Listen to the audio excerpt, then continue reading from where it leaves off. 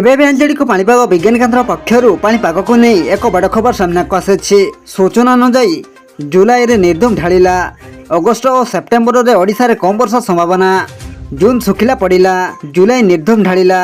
एत वर्षा जे अधा ओडिशा रे वर्तमान बन्या वित्पात लगी रही।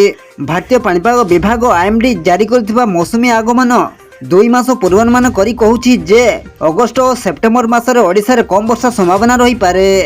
तेबे आसंतु आजिर पाणीपाग विस्तृत खबर उपर नजर पकाइबा, किंतु ता पूर्वरु वीडियो को गोटे लाइक करंतु एवं वीडियोटी को आपण मानक सांगसाथी मानकु अधिकरु अधिक मात्रा रे शेयर करंतु। जदि हम चैनल रे आपण प्रथम थर वीडियो देखुछंती ताहले एबे ही चैनल को सब्सक्राइब करी पाखरे थिबा बेल आइकन को प्रेस करी ऑल नोटिफिकेशन को ऑन कर रखंतु, जहा द्वारा आगो को एमिति पाणीपाग संबंधी लेटेस्ट अपडेट आपण माने सर्वप्रथम आम चैनल माध्यम रे पाई परिबे। सूचना अनुसार जून 1 रु सेप्टेम्बर 30 तारिख पर्यंत समय को भारत में मौसुमी वर्षा अवधि कहुए। जुलाई शेष होगा सह मौसुमी अधा अवधि सरी।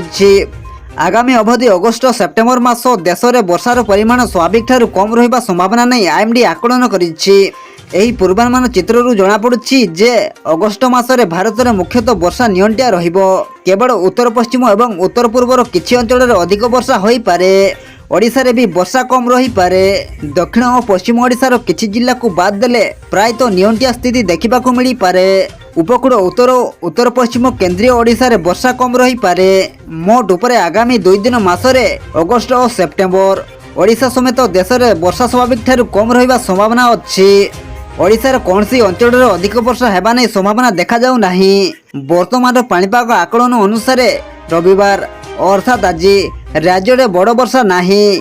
कां भा गोटे बा 2टी स्थान रे घड़घड़ी सह वर्षा होई पारे।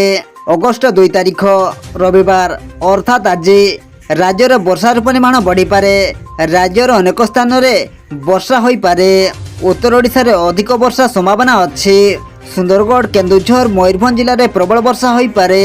4 रु 6 तारिख मध्य केतक जिले में प्रबल वर्षा संभावना अछि। प्रत्येक दिन एमिति पाणीपाग संबंधी लेटेस्ट अपडेट पाइबा पई आम चैनल सहित जड़ी होई रहंतु। एबे ही चैनल को सब्सक्राइब करी पाखरे थिबा बेल आइकन को प्रेस करी ऑल नोटिफिकेशन को ऑन कर रखंतु। ब्यूरो रिपोर्ट जागरण टीवी।